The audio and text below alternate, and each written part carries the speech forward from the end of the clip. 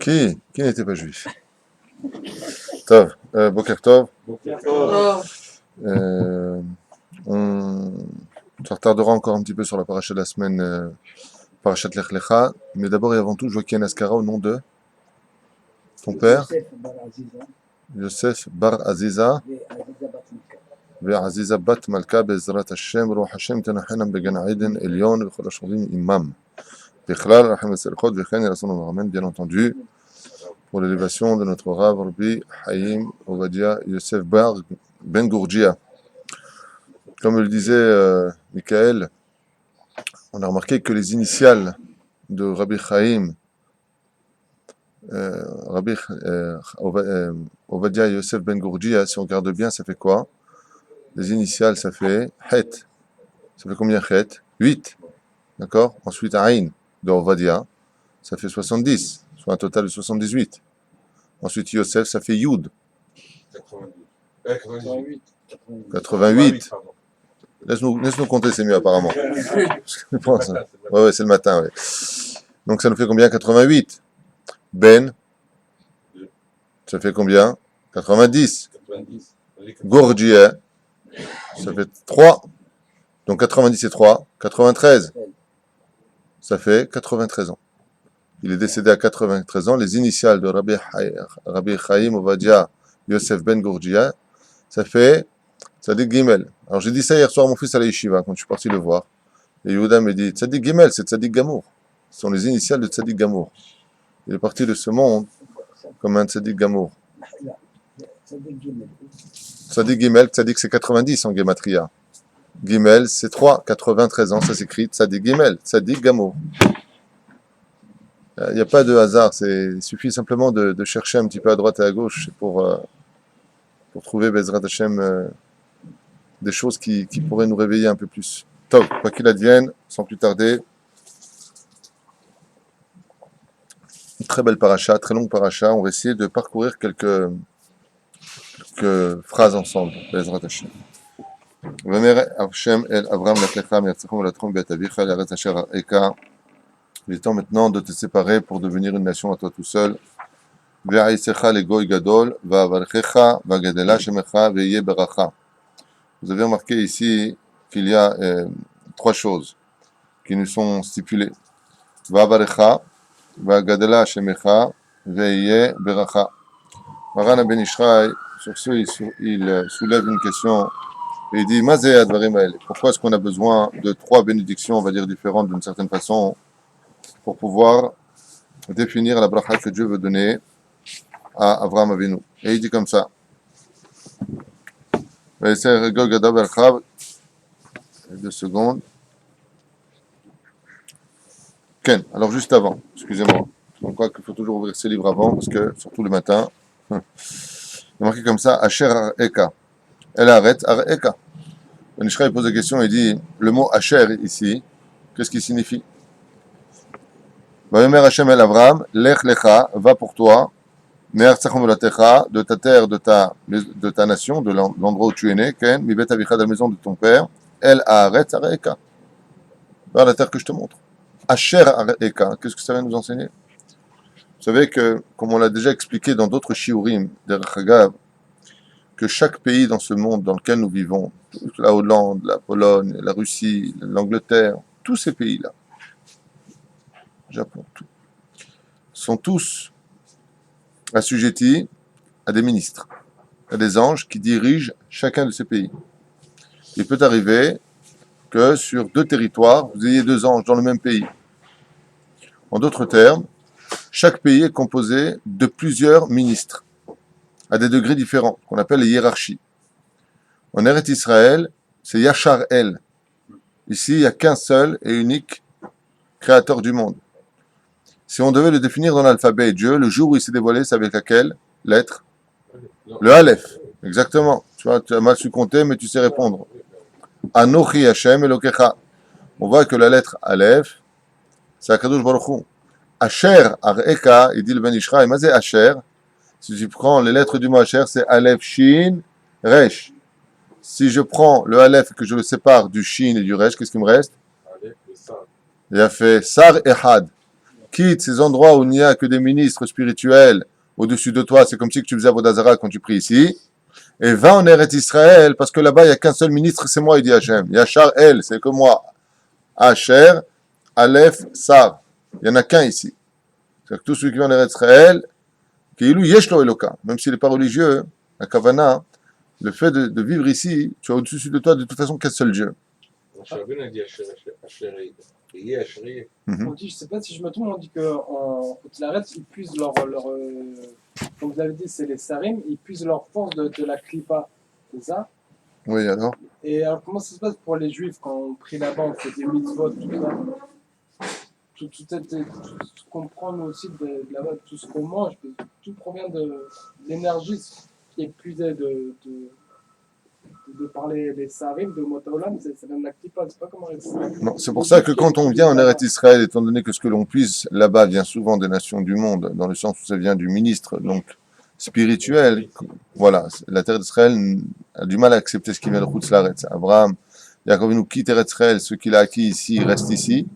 Et quand il revient d'Eretz Israël avec de grands biens, il les perd sur la route pour venir en Eretz Israël, puisqu'il donne une grande partie de sa richesse à Ésaü, à Esav. Pourquoi? Parce que Olim Bagdusha Velo Yurdim. Donc si tu viens et que tu prends des choses de Chutz Laaretz, tu montes en Eretz Israël, tu montes en Eretz Israël, ça va encore. Mais Eretz Israël, elle fait tout de suite un tri de ce que tu lui amènes sur son territoire, contrairement au fait que par contre, il ne faut pas prendre des choses d'Eretz Israël et les emmener en galoute. Pourquoi? Parce que c'est une descente. Olim Bagdusha, on monte dans la sainteté et on ne descend pas. Top. Alors on lui dit, Israël, le Goy Gadol, Vavacha, Vagadal Shemecha, Veye Beracha. Ici, le Ben Ishra, il pose une question, c'est ça que je voulais vous dire. Bizarre, il dit, je ne comprends pas, Mazé, à Kefel Lachon, pourquoi il y a un Kefel Lachon? Israël, le Goy Gadol, Vavarecha. Je ferai de toi une grande nation et je te bénirai.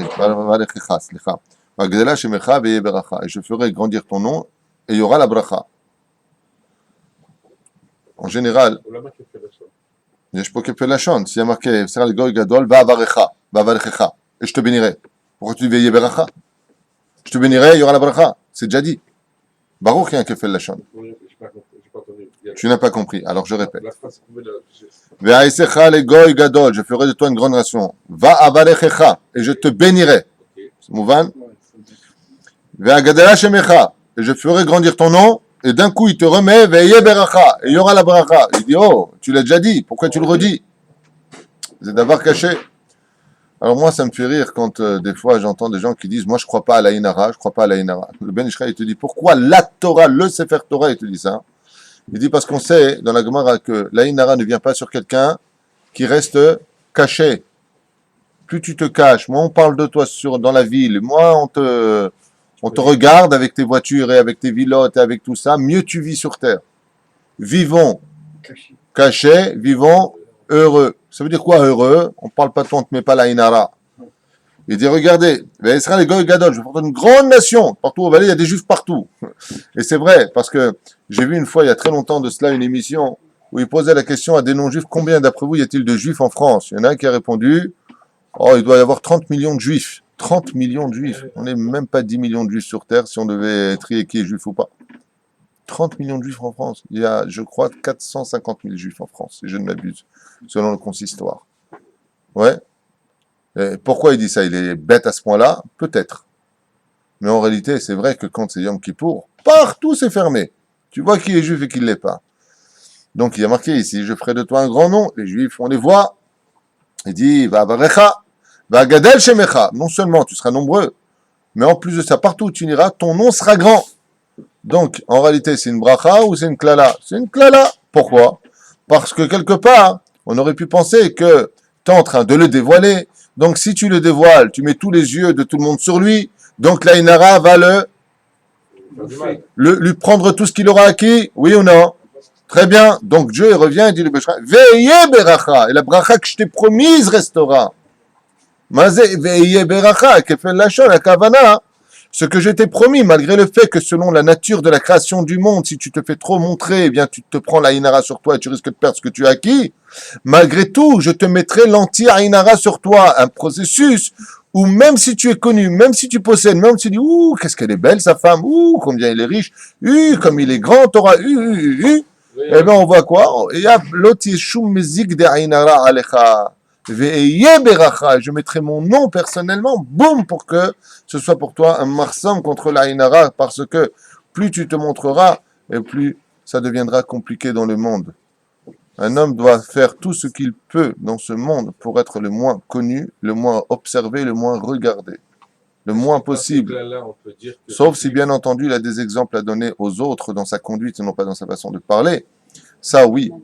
Mais on a vu que, je finirai juste avec cette petite parenthèse de la Gemara qui est quand même impressionnante, où les 3 grands prophètes ont été jetés dans la fournaise ardente par Nabucodonosor, si je ne m'abuse.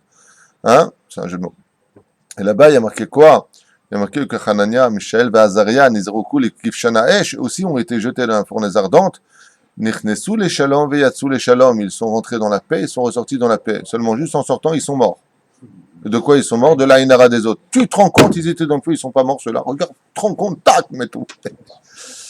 Et là, il y a marqué pour Avraham Avinu, je ferai de toi un grand nom et je vais te donner de l'oseille et ta femme sera la plus belle du monde et la plus belle villa. Il y aura. Non, donne-moi une petite Fiat Uno, que personne ne me regarde. Non, roule dans une Mercedes, Rabibi. Pourquoi? Veheye beracha.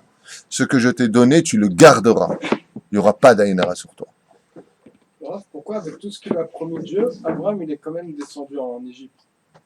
Parce qu'il savait, Dieu lui a promis qu'il allait avoir tout ça. On y arrivera. Pour l'instant, on n'y arrive pas.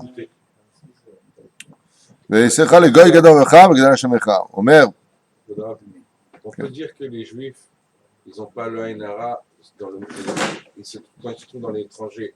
Par rapport à cette bracha, on n'a pas le Haïnara et si on a des problèmes, c'est par rapport aux fautes qu'on a. Et là, d'après du Haïnara qu'on a reçu des gens. L'égoïme, je parle. avec ta permission, Nissim, j'aimerais quitter ce sujet parce que c'est pas un cours sur l'Aïnara. On peut en parler hors chiour, si tu veux, mais viens, on avance dans le sujet pour ne pas sortir. Comme j'ai souvent l'habitude de dire dans les livres, il y a du blanc à droite et à gauche de l'écriture pour nous dire, là, c'est le talus. On reste sur la route. Il y a un gamme qui dit, vous savez qu'Avraham est le premier chassid de l'histoire. Et un chassid, en général, est connu pour sa atmada dans l'étude de la Torah. Il est connu pour le fait d'être quelqu'un d'assidu dans son étude. Et mon frère Samy m'a dit récemment, qui donne les Shlema pour toute sa famille. Il m'a dit, tu sais qui est le plus grand chassid de l'histoire, le plus tzaddik de l'histoire, le plus... Alors je lui dis non, c'est qui? Il me dit, c'est Yetzerara. Je lui dis lama, il m'a dit, Afam Lomitiaesh. Il ne se décourage jamais dans l'étude de la Torah. Nous, on ne doit pas se décourager. On doit toujours essayer de persister du mieux que l'on puisse. Mais le Yetzerara, lui, il n'abandonne jamais l'idée de battre l'homme. Jusqu'à la fin de son dernier souffle, il fait tout pour que la personne tombe. Alors, qu'est-ce qui a fait d'Avraham Avinu Behemet ici? Que son nom soit grand, que Dieu le bénisse. Maouzacha, Omer. Aïz Avraham, Leochiach et Arabim Alpenehem. Nous. C'est-à-dire qu'Avraham Avinu n'a pas eu peur de se faire frapper quand il était en Mésopotamie. Il n'a pas eu peur qu'on lui crache au visage, n'a pas eu peur qu'on le traite de fou, il n'a pas eu peur de perdre ses amis, parce qu'il leur prouvait que Dieu était unique. Vous vous trompez, il n'y a qu'un seul Dieu, vos statues, vos avodazara, c'était cela. Contre ça, il dit, Atid ataliyot goy gadol. Tu étais seul, tu seras le plus nombreux à la fin des temps. Am rav, tu auras beaucoup de monde avec toi. Alédé bitul avodazara. Il a fini par annuler l'avodazara en cassant avec mépris, bien sûr, toutes les statues de son père et les statues des gens qui marchaient dans la route avec, qui faisaient le Birkat Amazon à leur façon à eux, avec des statues. Puis près avec des statues, il passait vers eux, il leur prouvait, il prenait une statue, il cassait. Il a cassé l'avodazara comme le demandait la Torah. En contrepartie, Dieu lui a dit, Zachaou livracha va avarechecha. Parce que tu as annulé l'avodazara, alors, Baruch Hashem, tu auras la bracha. Et pour finir, étant donné qu'il a été ma'amin, c'est-à-dire croyant 100% au Créateur du monde, Zacha, Gadala Shemecha, je ferai grandir ton nom. De là, on voit que qu'est-ce qui fera grandir le nom d'une personne? Sa émouna en Dieu. Je profite de cette petite parenthèse très importante pour nous faire comprendre ici un sujet essentiel. C'est que quand tu as une personne dont le nom est grand sur terre, comme le Rav Ovadia Yosef, Zatzal, qui ne connaît pas le Rav Ovadia Yosef, qui n'a pas entendu parler de lui, qui ne possède pas un livre à lui chez lui, qui? Ouais, résultat des courses, il dit ici le Ben Ishraï, si tu vois que Dieu fait grandir le nom d'une personne, c'est relié à quoi, chez Abraham ici? À la Emouna, on vient de le dire. À la Emouna. plus le nom d'une personne est connu, plus tu peux être certain que si Dieu fait grandir son nom, c'est que c'était un Baal Emouna.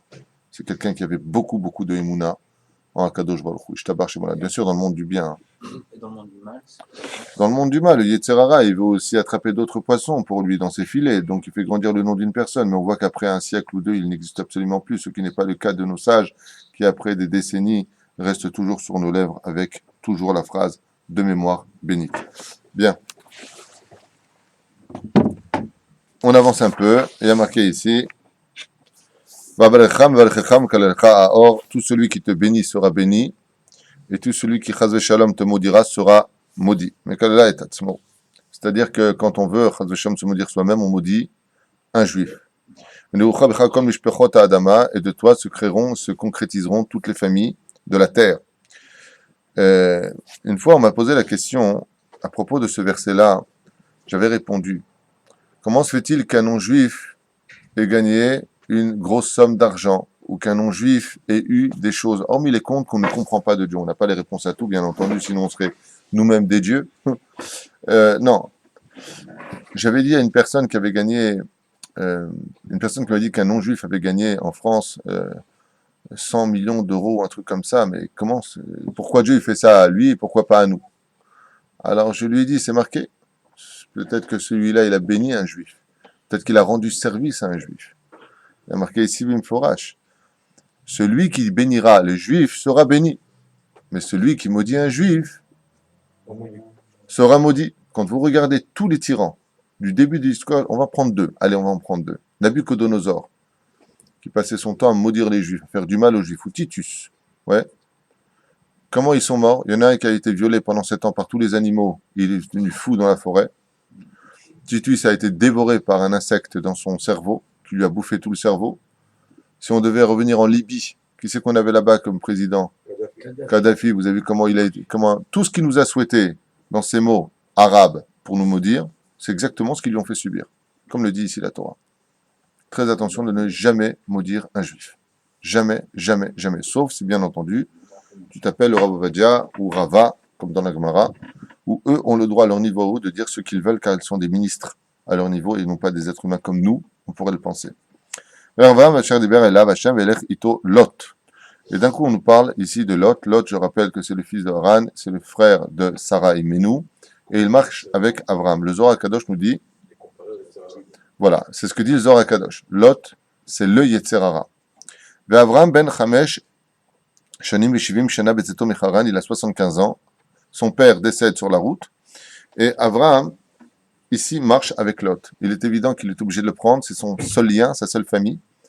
Et lui qui était en train de l'ahzir b'tshuva et olam kulo, lui qui était en train de faire teshuva à toute la terre, d'abord, charité bien ordonnée, commence par soi-même.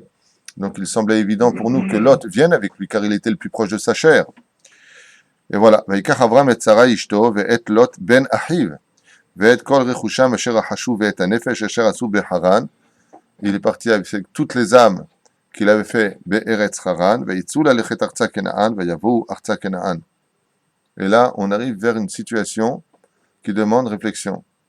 Il y a marqué, écoutez bien, il part avec tous ses biens. Dieu l'a béni. Donc, est-ce que ici Abraham est riche ou pas? Oui. Il est hyper riche. Regardez ce qu'il y a marqué.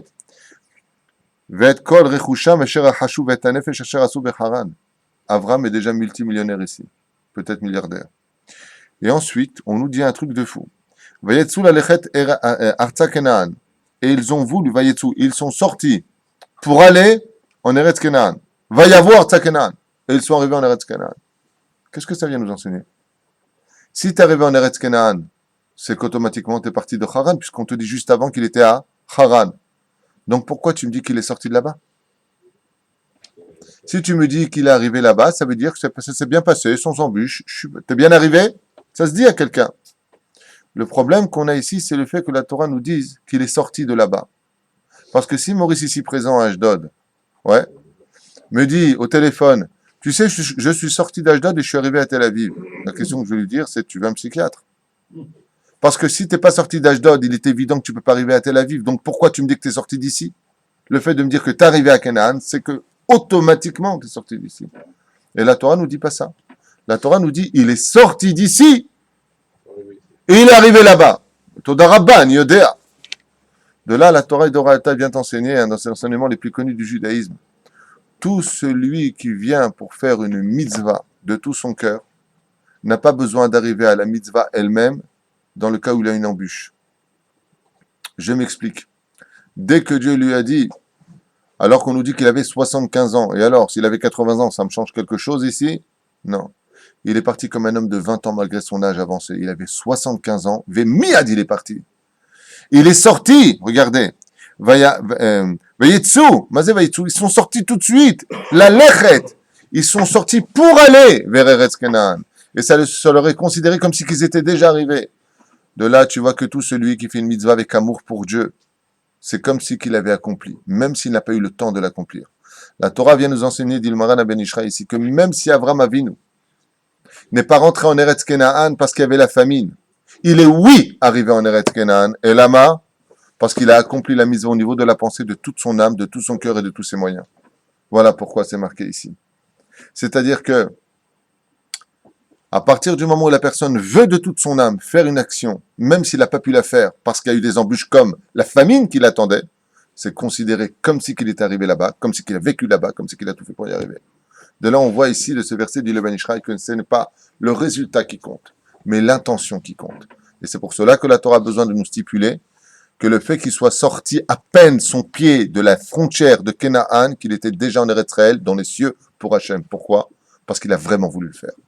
Ça me rappelle un petit peu quand il y a des mariages, des bar mitzvot, la personne qui prend le babysitter, et puis qui s'est déjà habillé, parfumé, il est déjà dans la voiture, et puis d'un coup, il a 2 pneus qui crèvent, et puis il est déjà très tard, écoute, j'étais habillé, vraiment, j'étais dans la voiture, je sais. Ma soeur, t'as vu, on sait que tu es sorti de chez toi, c'est comme si tu es arrivé chez moi. La volonté de vouloir faire donne la concrétisation de la mise à l'ange a été créée. On le voit encore d'ici. Et avoir Abraham Baharat, Ad Mekom Shechem, Ad Elon Moré. Pourquoi la Torah a besoin de nous raconter cette péripétie des stations d'Abraham Avinu? Là-bas, vous allez voir que Abraham se sépare des Nefashot qu'il a fait à Haran. Et avant, on a dit juste avant, il est venu avec toutes les âmes, les convertis de Haran. Ouais. Et d'un coup, on nous dit, va y avoir Abraham Ad Mekom Shechem. Pourquoi tu me dis Ad? Jusqu'à l'endroit de Shrem. Parce que là-bas, il y a laissé tous ses convertis. Donc, qui sont les habitants de Shrem? Les convertis d'Abraham Avinu. Pourquoi c'est important pour nous par rapport au viol de Dina beaucoup plus tard? Ad Elon Moré. Ve'akenani Az Baaretz. Et d'un coup, on vient nous dire, et tu sais qu'il y a les Cananéens qui sont ici. Rachi intervient et te dit, tu sais pourquoi on parle des Cananéens ici? Pour te dire que c'était des voleurs professionnels, les Philistins là, d'ici. Pourquoi? Parce que le vrai héritier dans l'héritage d'Eretz Israël, c'est Shem. C'est les sémitiques, antisémites. Ça vient d'où, sémite? Shem. Il était propriétaire de la terre d'Eretz Israël. Et les Cananéens sont venus voler la terre aux Sémites. Ce qui fait que Rachid dit, Az, ils sont ici. Azayou, Mazé Az, depuis qu'ils ont volé aux Juifs, les Sémites, la terre d'Eretz Canaan. L'Ati de Lavo, je rendrai cette terre à qui? Aux descendants dignes de Shem, j'ai nommé Avraham. Pourquoi? Parce que les Cananéens viennent de qui? De Cham. Et Cham ne devait pas du tout hériter d'Eretz Israël, mais des pays africains, comme l'Éthiopie, l'Égypte, la Libye, la Syrie, les pays étrangers, mais appartenant au monde arabe et non pas au monde juif. Et c'est ce que dit Rachid sur place il y a plus de 1000 ans, donc ce n'est pas du tout un sujet d'actualité dont je me sers. Marqué, il suffit d'étudier la Torah. Donc il a fait un korban, je lui promets ici la terre d'Eretz Canaan. Et on voit ici un comportement un peu bizarre. Je vais un petit peu avancer dans l'étude, car Vayetek Misham Aram Ikedem Vayetlot, Vayet Betel Ma'am Ikedem, Vayissa Abraham alors Venesoa Banekba, Vayi Raav Baaretz, Vayered Abraham Mitzrayim Alagour Sham, qui kaved Raav Baaretz Meod. Donc il n'y a pas de quoi manger en Eretz Israël, c'est une halakha, on a le droit de quitter le pays d'Eretz Israël si, bien entendu, on n'a pas de quoi manger, mais pour Abraham c'est considéré comme un péché ce qu'il a fait. Pourquoi? Parce que à son niveau à lui, il aurait dû quand même avoir confiance et avoir la émouna. De là on apprendra que celui qui a vraiment envie de faire sa alia, il faut qu'il ait absolument dans son bagage le principal, la émouna.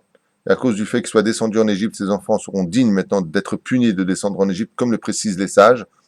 Ici, Abraham aurait une faille dans sa Emouna, mais en réalité, Dieu avait besoin qu'il descende en Égypte. C'est un sujet un peu spécial dont on a parlé dans justement le libre arbitre. Voyez, Kacher écrivent Lavo Mitraima, Ishto, Innena, Yadati, Ki Isha Yefat Mare At. Et là, on pose une question énorme sur laquelle le Haralap Akadosh va intervenir. Dans son livre Memarom, le Haralap était la Chavota du Rav Kook, Zatzal.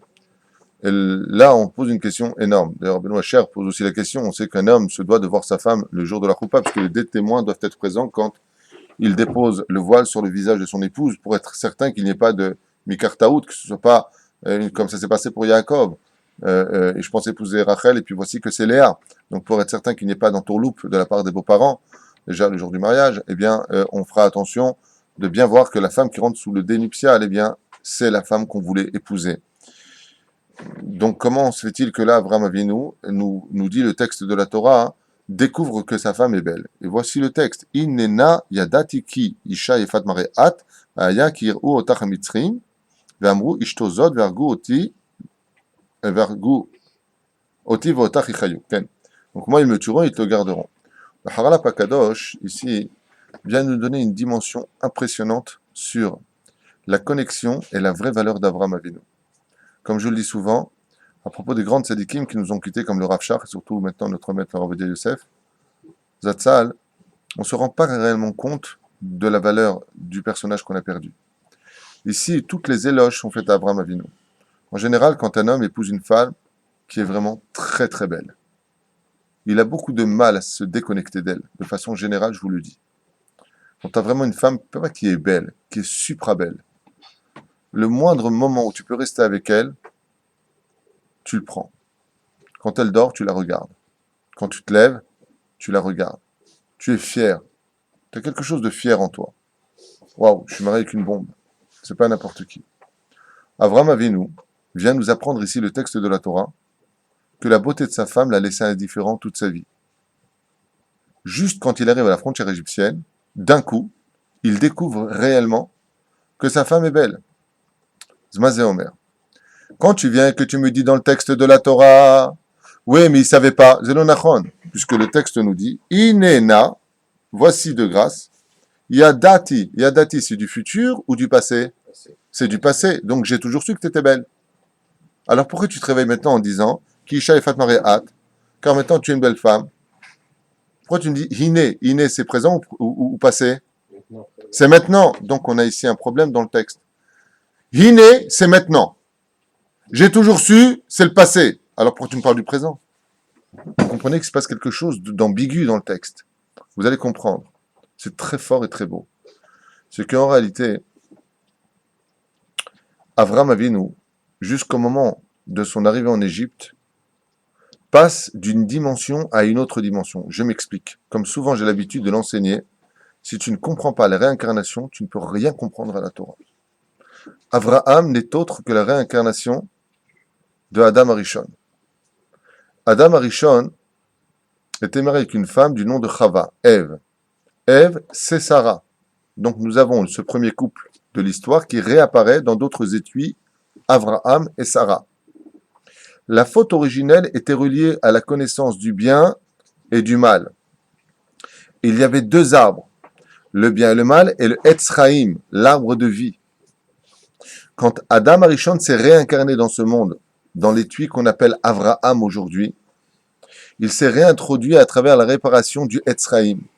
Et dans le Etz Chaim, Hil Mahazikim Ba, dans le monde de la Torah, quand tu t'y plonges, il n'y a pas de Yetzer Hara là-bas. La Torah est Kulo Kodesh, Avodat Kodesh. Ce qui fait qu'Avraham Avinu, quand il est né avec Sarah, ils sont nés pratiquement sans Yetzer Hara. Il était Kulo Torah. C'est pour cela que chez lui, il était Tumtum. On ne voyait pas Zachar ou Nekeva, Mahloket, il n'y avait pas en eux. Ils avaient une shlemut de Yetzeratov, contrairement à toute l'humanité. Par contre, en s'approchant de l'Égypte, qu'est-ce que l'Égypte? La reine des démons, cette première femme d'Adam Arishon, qui s'appelait Elialité, est la seule ministre, nous apprend le Zohar, de tous les pays qu'il y a sur Terre. Tous sont des masculins, sauf un. L'Égypte est dirigée par une femme ministre, ange. Et cette femme ministre ange n'est autre que elle et alité. Et elle a pris quoi avec elle? L'arbre du bien et du mal.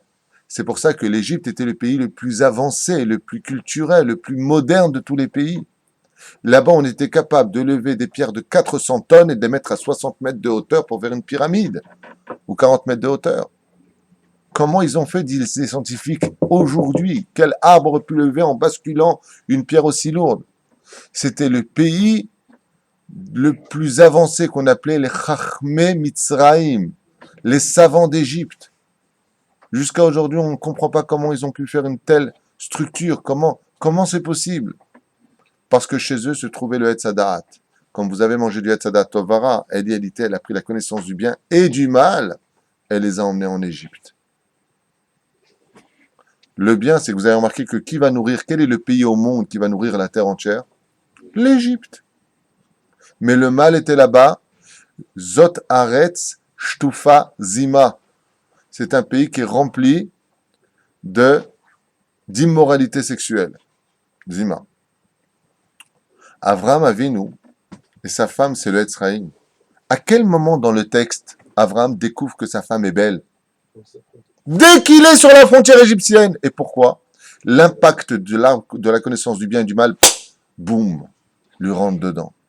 Et Avram Avinu maintenant rentre dans une épreuve qu'il n'avait jamais connue. Maintenant, on comprend le texte. Yadati, un homme comme Rabbi Torjman Zatzal. Rabbi Torjman, c'était le Rav de Baba Saleh au Tafilalet.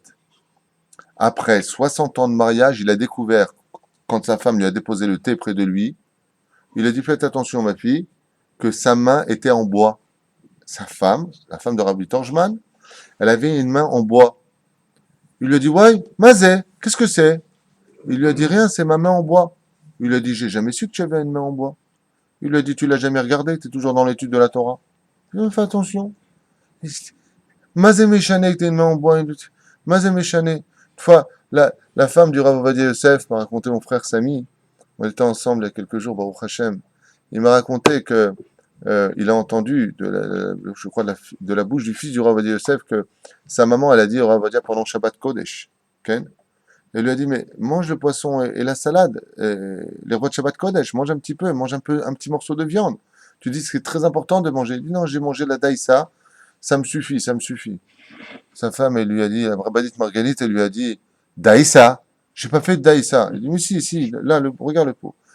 Avant, pour rendre le col blanc, on mettait de Milan, exactement. Et c'est comme de la daïsa. C'est ce qu'on mettait. Il a mangé la lessive qui rend blanc le col. Pendant Shabbat Kodesh. Quand tu sens pas le goût, chacun les baro, tu fais pas Shema Israël. Le goût, je suis pas avec. Quand il n'y a plus d'Etzerara, tu es dans un monde tellement élevé que la beauté, pas la beauté, tout est vanité des vanités. Avraham Avinu, jusqu'à ce qu'il rentre en Égypte, là où se trouverait la connaissance du bien et du mal, donc le Yetzerara, boum, pénètre dans Avraham Avinu. Yadati, avant, je savais que tu étais belle, mais ça ne me faisait rien. Pourquoi? Parce que j'avais pas dit Yetzerara, mazéméchané que tu sois belle ou pas. Donc, il a parlé quel temps? Passé. J'ai su que tu étais belle, mais je ne le vivais pas. Rien ne pouvait être un obstacle pour moi. Maintenant, dit le Charlap Akadosh, Rabbi Moshe Yaakov Charlap, dès qu'il arrive sur la frontière égyptienne et que le Yetzerara pénètre en lui, qu'est-ce qui se passe à ce moment-là? Hiné! Maintenant, je découvre. Mais c'est Hiné, c'est au présent. Alors, pourquoi tu m'as parlé du futur? Je l'ai su, ça me faisait rien. Maintenant que je vois, wow! Et là, Abraham est mis face à une épreuve énorme. Au lieu de tomber dans le piège, comme tous les hommes, en disant, oh, ouais, qu'est-ce qu'il fait Abraham Avinu? Tombri achotiat. Je te garde quand même dans la pudeur, car dans la vie d'un couple, on se doit de se comporter comme un frère et une sœur en public, et dans sa chambre comme un homme et une femme. Et Abraham, qu'est-ce qu'il dit à sa femme à ce moment-là? Tombri achotiat. Je tomberai pas dans le piège de mon Yetzerara. Je reste le même. Keilou maintenant, j'ai tout le Yetzerara de l'Égypte, Shtupezima, tout ce qui est caractère incestueux vient de pénétrer en moi. L'Égypte est impure. Boum! Tombri achotiat, tu restes ma sœur. J'aurai les mêmes yeux sur toi, avec tout le Yetzerara qui vient de pénétrer chez moi, comme avant. C'est un des secrets qui nous est livré ici à propos de Avraham Avinu. Davar Nifla.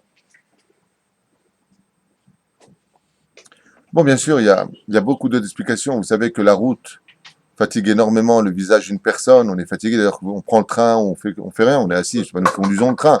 Dès qu'on arrive, vous voyez, les femmes, elles se remaquillent. Pourquoi? Parce qu'on sait que les voyages, à Mochis, c'est un tant soit peu le visage d'une personne. Et Sarah est restée belle malgré ce très long voyage sur un dromadaire, surtout pour l'époque, ou une charrette. Eh bien non, elle était exactement restée la même. Ou même le matin, quand tu te lèves, tu vois ta femme le soir, ça va, il y a beaucoup de peinture. Et le matin, elle se lève, tu dis, esprit, sortez d'ici. Elle est où ma femme? Okay, un petit peu surpris. Donc, Sarah aimait nous maquiller, pas maquiller, telle qu'elle était, cachée ou pas cachée, fatiguée ou pas fatiguée, voyageante ou non voyageante, était toujours la même femme. Une beauté, comme il est marqué ici, mitzad atzma. טוב, והיה יראו כי יותר המצרים, ואמרו אשתו זאת, מה ניתן לי בעבורך?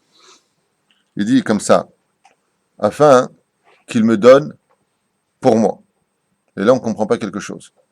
Si vous regardez bien le texte d'Abraham Avinu, il est scandaleux. Bon, tu sais quoi? Tu vas dire que tu es ma sœur, comme ça, et puis quoi? Il dit pourquoi, hein? Comme ça, ils vont me donner de l'oseille. Ils vont me faire du bien. C'est horrible. Abraham, tu vends ta femme? Dis que tu es ma sœur pour pas qu'il me tue, ça, d'accord, je suis d'accord, c'est bien, c'est légitime. Mais non, mais non. Non, non, non. Imrina chotiat, les maran. Pourquoi? Afin que, itavli, ba'avurech. Afin que grâce à ta beauté et le fait qu'ils te prennent, ouais, il nous donne plein de trucs. C'est ça que ça veut dire, chaz v'shalom. V'chayta nafshi biglalech. De là, la Gemara dans Masechet Baba Metzia, page 59 Amud Aleph, nous apprend que par le mérite de sa femme, un homme peut s'enrichir. Plus tu la rends belle, plus tu la rends heureuse, et plus Dieu t'enrichira. Plus tu lui pourris sa vie, et plus Dieu te donnera sur la tête. Alors moi, ça me fait rire quand les gens ils disent à leur femme, ouais, c'est ta faute si on en est là, c'est ta faute. Non. Mettons que des fois, oui. Alors, je donne ton nom à la caméra. Pardon. Alors, Itabli ba'aborer, Itabli ba'aborer. Et là, on a dit tout à l'heure, dans le texte de la Torah au début, qu'Avram, quand il est sorti de Haran, il était riche ou pas? Déjà, ouais. Il était très riche. Alors, regardez maintenant comment les Chachamim expliquent. Itabli ba'aborer. Itabli ba'aborer, ça veut dire que ils me font du bien grâce à toi. Mais du bien de quoi? Puisque tu es déjà milliardaire. Si tu n'as pas d'Yetzerara, Abraham, qu'est-ce que tu as besoin de tout cela? Abraham Avinu avait l'habitude de prendre son or, son argent, son bronze, tout ce qu'il possédait et de le mettre au service de la Torah. On le voit dans la guerre avec Sodome et Gomorrhe, il veut rien. Ce n'est pas du tout un matérialiste, Abraham. Seulement, il sait récupérer les nitzotzot et les mettre au service d'Hachem. C'est un récupérateur du monde d'en bas pour le monde d'en haut. Mais il a peur d'une chose. Regardez la suite.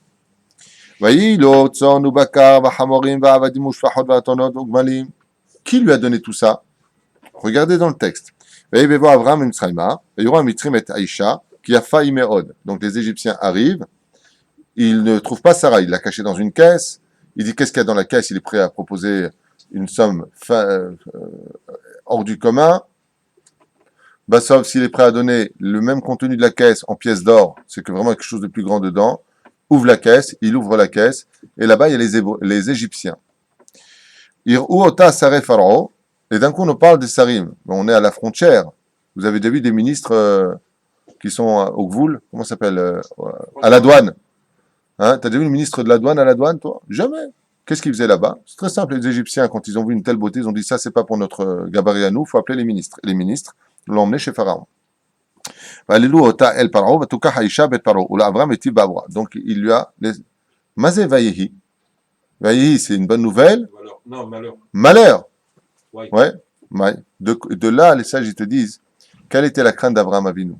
Abraham n'a pas été enrichi par Pharaon. Il y a une date qui dit que si. Il y a une date qui dit que non, pas du tout. Le mot Vayehi, dit le Ben Ishraï, vient prouver que non. Comment? Il dit qu'Abraham, il a eu peur que toute la richesse qui est venue avec lui soit confisquée par Pharaon. Et sa crainte n'était pas dans le domaine pécunier, c'est pas l'argent. Il craignait que toute la gdoucha qu'il avait mis dans chaque objet qu'il possédait soit maintenant pris pour faire de la vodazara chez Pharaon. Et là, il est marqué Vayihi lo Tson, bakar, hamorim, shvachot, ba'atonot, ugmalim, vechule, vechule. ונגע השם את פרעה ונגעים גדולים את ביתו ודבר שרי אשת אברהם Ici, vous avez en allusion, bien sûr, toute l'histoire de la sortie d'Égypte.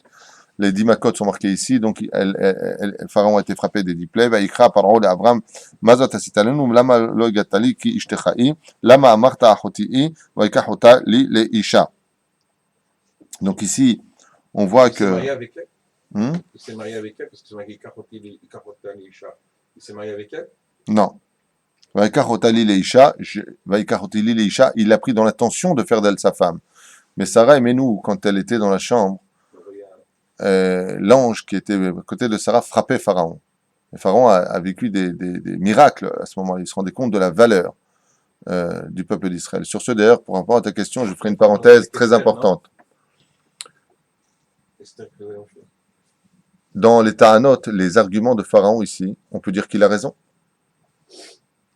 Regardez ce que disent les sages. Shte Ta'anot shel Paro le'atzdik shegvar enena ishto. Aleph, haim I achotra. Azamarta ken, gvar I ishto, bedin ishto, mprinato. Par rapport au cette loi noachide. Donc lui, il a pas fait de dégâts. Abraham, Navi Aya. Donc de ce fait, on voit ici que il lui a posé la question. C'est qui pour toi? Ouais, mais t'es gentil. Si je te lis, tu vas me tuer. Mais attends, moi j'ai pas pris une femme comme ça. Il dit pourquoi? Il dit parce qu'en réalité, dans la vie, très sincèrement, imagine tu vends un roi, d'accord? Et puis que cette femme, c'est vraiment ta sœur. Et ce roi-là, c'est le roi du monde. T'aimerais pas être le beau-frère, toi, du roi du monde? Abraham devient automatiquement Guisso chez le Pharaon. Donc c'est un honneur pour Abraham de donner sa sœur. Donc lui, Pharaon ici, ce qu'il dit, c'est Émet. Moi, quand je t'ai posé la question, tu m'as dit, c'est ma sœur. Maintenant, cette femme est très belle. Les Égyptiens auraient pu la violer. D'ailleurs, ils se sont chamaillés pour la voir. Après, ils ont dit, laisse tomber, elle est trop belle. Les ministres l'ont vue, ils se sont chamaillés pour la voir. Ils ont dit, laisse tomber, elle est trop belle. Il n'y en a qu'un qui peut être digne d'elle. Qui? Pharaon. Donc, Pharaon, ici, il a une argumentation qui est béton armé. Cette argumentation qui est béton armé, malgré tout, va laisser Abraham partir avec sa femme. Mais sous quel biais? Celle de la menace des coups? Ou celle de la menace d'autres choses qui nous est cachée un petit peu dans les textes? La réponse est très forte. Les sages nous disent que Pharaon va découvrir une dimension à travers les 10 plaies, c'est-à-dire les coups que Sarah donnera à l'ange, qui vont dépasser de très loin toutes les pulsions d'un homme. Ce peuple-là, c'est pas n'importe qui. Il faut faire attention à eux. Je vous renvoie, et attention si on vous fait du mal. Partez en paix. D'où est-ce qu'on apprend une telle preuve de ce que je viens de dire? Il suffit simplement de retourner dans la paracha de Béchalach. Regardez ce que dit Moshe Rabbeinu, on va pas revenir dessus. Il dit à Pharaon, si tu ne laisses pas partir les Hébreux, alors chaque premier-né en Égypte mourra. Donc, expliquez-moi selon le contrat qui est dit entre Dieu par la bouche de Moshe à Pharaon, qu'est-ce qui a été conclu? Ou tu les laisses sortir, mais si tu veux qu'ils restent, alors tous les premiers-nés mourront. Oui ou non? Donc, j'ai une question à vous poser. Est-ce qu'il y a eu la plaie numéro 10, la mort des premiers-nés? Oui ou non? Oui. Donc, normalement, selon le contrat, c'est comme si le mec dit, voilà, ou tu me rembourses ou je te mets une droite. Ok. Bam! Pris une droite. Donc, je te rembourse ou pas maintenant? Non! Puisque j'ai pris la droite. C'est exactement ce qu'il y a marqué ici.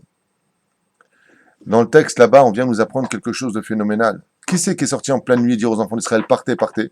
Est-ce qu'on voit maintenant Moshe dire à Pharaon, alors tu nous laisses partir? Non! C'est Pharaon lui-même qui estime que Béhémet, les enfants d'Israël doivent partir. Donc il y a quelque chose qui dépasse la dimension du pshat. C'est quoi? C'est l'estime que peut porter un non-juif quand il comprend enfin qui est Israël. Comme le dit la Gemara, si les nations du monde étaient conscientes de l'importance du Beth Amikdash, le 3e temple, s'il était déjà là, il viendrait avec des bâtons surveiller qu'on fait toutes les mitzvot de la Torah, parce que combien ils en profiteraient. Il y a un éveil chez les non-juifs quand ils comprennent qui est un juif. Tu te rends compte qui tu es. Comme je vous avais raconté l'histoire de ce juif qui part au Brésil, et un Brésilien qui vit à côté de l'Amazon, qui dit, quoi, vous êtes juif? Viens, viens, regarde, c'est un fils de Dieu, lui. Des vraies histoires qu'on entend un peu partout. Comme je dis, il y a un archevêque pendant la Shoah, qui s'est converti au judaïsme. Et on lui a posé la question, on lui a dit, mais comment pendant une période de guerre vous vous convertissez au judaïsme?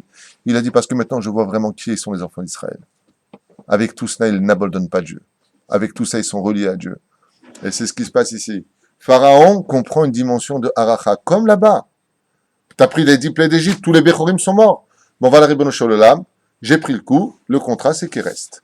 Pourquoi c'est Pharaon lui-même alors que je ne lui demande rien? Avda, Mitzrayim, l'Égypte est perdue, tout ce que tu veux, mais elle est perdue, elle est perdue. Alors regardez, la preuve en est. Il va regretter un moment. Quand? Quand ils vont partir plus de 3 jours donc, et ne pas revenir. Donc il faut comprendre une chose. Quand Israël, le peuple d'Israël est capable de montrer sa vraie valeur aux non-juifs, ce sont les non-juifs eux-mêmes qui viendront l'honorer. Comme le Yetzer Hara. Juste une parenthèse que je voulais stipuler, oui. C'est marqué la même chose concernant Esav. Pareil. On dit que Esav est, enfin qu'il est le peuple juif, mais est-ce que... Pareil. Top. On avance. וגם לוט הולך את אברהם, היה צאן ובקר העולים, ולא נשא אותם הארץ לשבת יחדיו, כי היה רכושם רב, ולא יכלו לשבת יחדיו. Donc ils n'ont pas pu s'asseoir ensemble. De là, on apprend dans la vie qu'on a un choix à faire. On est avec le Yetzer Tov ou on est avec le Yetzer Hara. On ne peut pas jouer sur les deux plateaux. Et d'un coup, on nous dit comme ça. Vayehi rive. Il y a une dispute.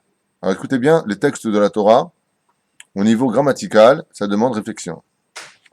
Il fut une dispute. Rive. Rive, c'est une dispute. Mais entre qui? Ben Roé Mikne Avram ou Ben Roé Mikne Lot.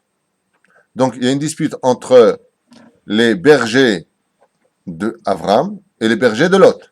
Pourquoi la dispute? Rachi nous dit parce que il disait les bergers de Lot, mais écoute, la terre a été promise à Abraham. Abraham n'a pas d'enfant, le seul héritier c'est Lot, donc notre patron à nous. Donc il n'y a pas de problème pour que nos bétails aillent brouter l'herbe des champs des voisins.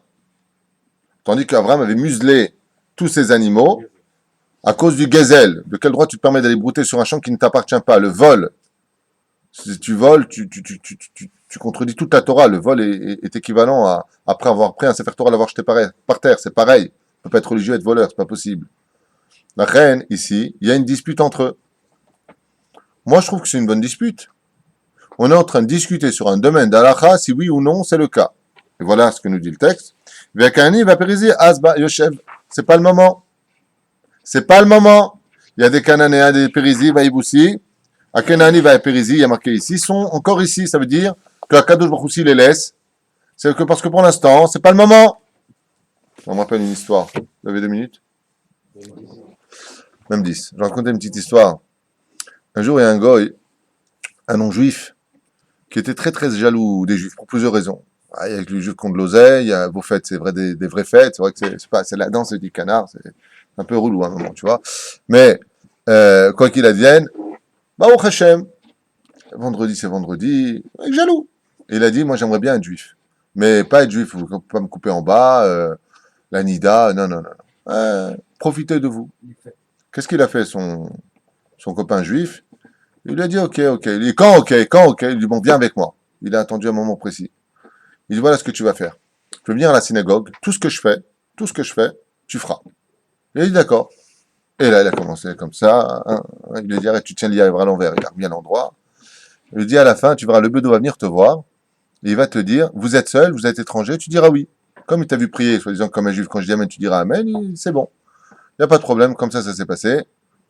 À la fin de la prière, bien entendu, c'était la prière de Pessah, RF Pessah, donc le Hallel, comme fine. Et il lui dit, vous êtes seul? Il dit, ouais.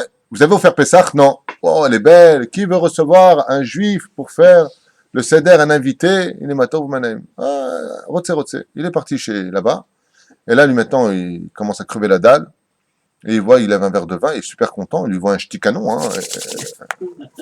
Puis il voit 4 coupes comme ça. Il dit, oh là là, je vais être juif demain, là, c'est pas possible. Et puis, bon, alors ils boivent les verres de vin, un verre. Et puis il dit, allez, alors, אתמול היינו עבדים, היום בני חורין. Il commence à râler. C'est pour toi, Maurice. Il commence à rasra, tu vois, il dit, qu'est-ce qui se passe? Bon, et comme ça, il faut manger sur le côté gauche, il mange de la matzah, yamma. Et c'est long, et il parle. Et lui, il est comme ça, il est le boyau qui hurle. Il les regarde comme ça tous. Qu'est-ce qu'il raconte? Qu'est-ce qu'il me parle du passé? Et à un moment, ils arrivent au maror. À ce moment-là, quand il met le maror dans la bouche, qui est amer, ouais, il le regarde comme ça, il prend le maror, il le jette sur la table, il se lève et il s'en va. Quand il se lève et il s'en va, il est parti mort de faim. il va voir son copain le lendemain, le juif, et il lui dit, en fin de compte, je veux pas être juif. Vous êtes insupportable. Il dit, qu'est-ce qui s'est passé? Il dit, ouais, ça, vous mangez du maror, à la matzah sur le côté, j'ai mal au ventre, et j'étais mort de faim, et il lui a dit, tu vois toute la différence entre toi et moi, la différence entre Lot et Avram, la différence entre un juif et un non-juif. Si tu avais été encore un tout petit peu patient, tu aurais mangé shulchan orech, le poisson, la viande, comment on appelle ça, Les salades. le msouki, l'asbana, t'aurais kiffé ta race. Le fad, chacun avec ses plats. Il lui a dit, arrêtez, dit-il. Hein? Il lui a dit, tu vois la différence? C'est le manque de patience. Ici, Lot se comporte comme un goy. Il manque de patience. Synonyme de patience, humilité. Avram est humble, donc il est patient. Il y a encore du monde, j'attends. Quand Dieu me dira, je ferai. Lot, tout m'est dû. Allez, j'ai un table, donnez-moi. Ha ha. Non, ça marche pas. On referme cette parenthèse. D'un coup, donc on a dit là-bas, il y a une dispute entre eux. C'est bien une dispute dans la vie, il faut un peu de dispute. C'est comme, j'ai souvent les disputes, même dans un couple, c'est comme un peu d'épices dans un bon plat de viande. C'est bien de remettre certaines choses, je suis pas d'accord, tu es obligé de dire, oui chérie, bien chérie. Ah non, on va pas se disputer. Non, je suis pas d'accord, tu vas pas, là-bas, écoute là, tu veux pas me prendre un œuf ou quoi? Ouais. Donc sans que c'est rive, c'est bien. La dispute, c'est bien ou c'est pas bien? C'est très bien. La preuve en est, est-ce qu'il y a un endroit dans le Talmud où il n'y a pas de disputes? Il y a que des mahlokot dans la vie. La mahloket, c'est bien, mais qu'à une condition. Quand elle ne se transforme pas, comme le verset qui suit maintenant. Regardez. Va yomer Avram et Lot. Avram va dire à Lot. Al natiye meriva. Qu'il n'y ait pas de dispute. Alors Avram, il dit que c'est bien ou pas la dispute? Pas bien. C'est pas bien, mais pas du tout, il dit que c'est très bien. Seulement, quelle différence c'est entre avant et après? Rive, c'est masculin ou féminin? Parce que là, Dispute telle que c'est marqué entre les ro et lot, c'est-à-dire entre les troupeaux. ça c'est bien. C'est bien. Pourquoi c'est bien masculin? Parce qu'un homme ne peut pas engendrer. Tant que c'est une dispute qui reste au niveau de la dispute, ça va. Parce que ça va pas aller plus loin. Mais par contre, quand Abraham intervient, pourquoi il se mêle maintenant Abraham? C'est entre les bergers que ça se passe. Il dit parce que maintenant, d'un tout petit rien du tout pour une vache qui est partie, ça devient haïda. Et maintenant, qu'est-ce qui se passe? Vous êtes en train d'influencer sur mes bergers, ils en sont arrivés au cou et au sang et à des problèmes. Donc, il a transformé Abraham, il n'a pas dit le mot rive, il a dit meriva. Et meriva, ça veut dire une dispute, mais au féminin, car la femme est capable d'engendrer des choses. Et ça, pour nous, c'est un moussar escal énorme. Et pourquoi? Parce que très souvent, dans les shlom baït, quand je les reçois, ils arrivent à une notion de divorce, mais quand tu vois la base, sur quoi c'est parti sur une rive qui est devenue une meriva. C'est-à-dire que c'était un tout petit truc à la base. Tout petit truc qui fait partie de l'histoire de la famille. Je veux pas que mon fils il aille là, parce qu'il y a ça et ça peut être des Shem Shamim. Et de là, c'est toi, t'es comme ton père, ta mère c'est une pourrie. Mais pourquoi? C'est devenu une mériva. Ça veut dire d'un point petit, tu l'as rendu. Et Avram a peur de ça. Il dit, maintenant, il faut qu'on arrête. Il faut qu'on se sépare. Il faut faire 3 pas en arrière, comme on le voit dans la Hamida. Vous avez remarqué que dans la Hamida, on parle du Shalom. À quel moment? 3 pas en arrière devant Hachem, on dit, oh c'est Shalom du Moumav. Dans la vie, quand tu deviens dans les sphères célestes, dans le monde dans lequel tu veux t'élever, que ça devient un peu trop stressant, prends un peu de recul, fais 3 pas en arrière, et alors tu peux dire, fais le shalom. Des fois, il faut être humble, il faut savoir se retirer. C'est ce qu'il dit. Si tu vas à droite, je vais à gauche. Tu vas à gauche, je vais à droite. Dans le pshat. Ça va beaucoup plus loin que ça, bien sûr. Mais c'est ce qu'il veut lui dire. Les vaters, que ça lama, ne rend pas la dispute féminine. Parce que quand ça devient féminin, c'est comme dans les associations. Quand je fais du consulting avec des gens dans les affaires, je dis, est-ce que vos femmes sont au courant de votre problème? Non. Tant qu'elles ne sont pas au courant, ça peut s'arranger. Mais si les femmes de 2 associés se mêlent, il va falloir se séparer. Pourquoi? Parce que la femme, elle fait des enfants. La dispute, elle peut aller beaucoup, beaucoup plus loin. La reine, regardez comment c'est marqué. D'ailleurs, le Baal HaTurim le remarque, et c'est ce qu'il lui dit. Regardez. Vaïfrar lo Lot et akikar Yarden vaïssa. Lot, il a choisi le Kikar Yarden, donc il a choisi d'aller à Sodome et Gomorre. Et il a marqué vaïssa Lot. Et le Baal HaTurim intervient et nous dit, Miked, regarde, reste avec moi. Mikedem vaïpardu ish me'al achiv. Ils se sont séparés l'un de l'autre. Digmar Asipour. Ouais. Le Baal HaTurim, il te dit, Mikedem vaïpardu ish me'al. Ça fait quoi? Mikedem, dernière lettre. Même. Vaïparedu, vav. Ish, shin. Ma'al, lamed. Ça fait quoi? Shalom. Dans la vie, des fois, pour avoir la paix, il faut savoir se séparer. Quand tu veux vivre en paix avec toi-même, il faut te séparer du Yetzer Hara. Il y a des gens dans ce monde dont l'influence est très négative. Leurs yeux sont mauvais. Leur bouche est mauvaise. Pour vivre en paix, il faut savoir s'éloigner. Ça ne veut pas dire maudire, ça ne veut pas dire insulter. Non. J'ai rien contre toi. Seulement mon fils était pieux depuis qu'il fréquente certaines personnes. Il est tombé. Mais il faut être sûr de ce qu'on dit. Des fois, c'est celui qui fait tomber les autres. D'accord, mais de façon générale, il faut faire attention à nos fréquentations. Et c'est ce qu'il dit Abraham. Ici, Abraham vient nous apprendre quelque chose. Et ça lui sera considéré comme étant, d'un côté, selon le sod de la Torah, comme étant bravo ce que tu as fait, Abraham, tu t'es séparé du Yetzer Hara. Et de l'autre côté, c'est lui reprocher. En disant comment alors? Parce que ta chair, Lot, ton seul et unique lien familial sur cette terre, et le Yetzer Hara, tu ne le ramènes pas à la Torah. Et dit non. De là, tu apprends quelque chose de très important pour nous. Tant que je veux faire le bon samaritain, ramener tout le monde, c'est pas un problème. Mais si ça commence à influencer sur ma famille, si ça commence à influencer sur tout ce qui m'appartient, on ne construit pas une mitzvah sur le dos d'une Avera. Et ici, Avraham Avinu à la Shalom nous donne cette dimension extraordinaire de savoir que le mal, il voulait t'emmener vers une direction. Lequel? Sodome et Gomorre.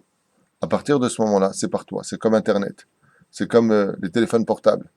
Ils peuvent t'emmener vers des shiurim, mais ils peuvent t'emmener aussi à Sodome et Gomorre. Sépare-toi d'eux. Si vraiment il fait partie de tes deux amis, de tes fréquentations. Ce qu'on appelle le téléphone caché où il n'y a pas tout ça. La reine Adam, on n'est pas dans un livre d'histoire, on est dans un livre de vie. Il n'y a pas de place pour le Yetzer Hara quand on est avec Hachem. Mil Hachem et Lai. Avraham Avinu est devenu ce qu'il est devenu parce que justement il s'est débarrassé de Lot. Il n'empêche que quand Lot a été fait prisonnier, quand Lot a eu besoin d'Avraham, Avraham est venu le libérer. C'est-à-dire que tant que tu prends les mesures nécessaires pour aider les autres, sans te mettre en danger toi-même, ni mettre ta famille en danger, ni tes enfants en danger, sois toujours un bon juif pour le peuple d'Israël, à travers la société d'Israël, dans le pays d'Israël, pour le meilleur du peuple d'Israël. Retour.